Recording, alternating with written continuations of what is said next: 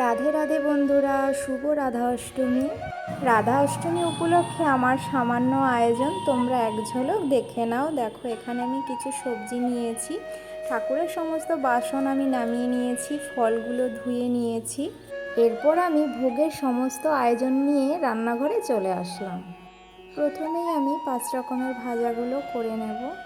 এরপর রাধারানীর প্রিয় খাবার কচুরমুখী সবজি আর চাটনি করে নেব, আর সাথে সামান্য লুচি আর মালপোয়াও করে নেব।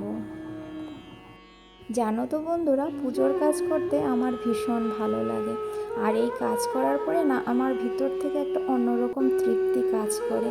তোমাদেরও কি তাই হয়? অবশ্যই কিন্তু বলো আমায়। হ্যাঁ, রাধা মাধবের কাছে আমার একটাই চাওয়া, সংসার জীবনের ব্যস্ততার মাঝেও যেন তোমার জন্য এই ব্যস্তটুকু যেন আমি থাকতে পারি, তাহলেই আমার জীবন ধন্য হবে প্রভু।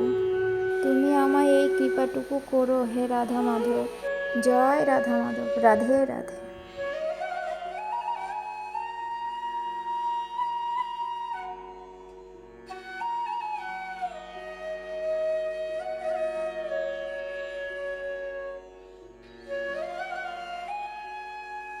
এই তো আজকের ভোগের আয়োজন সম্পন্ন হলো। চলো এবার আমি রেডি হয়ে ঠাকুর ঘরে যাই। এই তো রেডি হয়ে গেলাম আমি। এবার চলো আমি রাধা মাধবকে অভিষেক করিয়ে নেব। রাধা মাধবের অভিষেক সম্পন্ন করিয়ে এবার কিন্তু আমি চলে এসেছি সাজসজ্জায়। রাধা মাধবের সাজসজ্জা সম্পন্ন করে এবার রাধা মাধবকে সিংহাসনে নিয়ে যাব।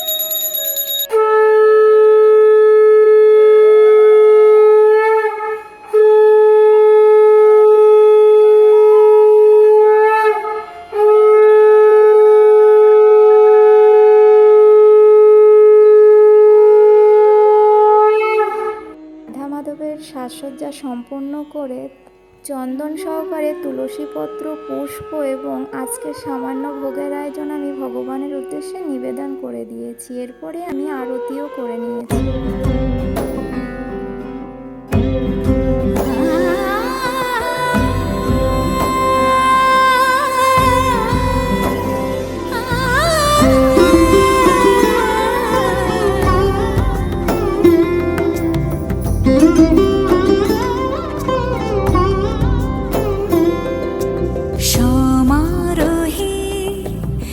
এসো হে পরম তর সুন্দর, এসো হে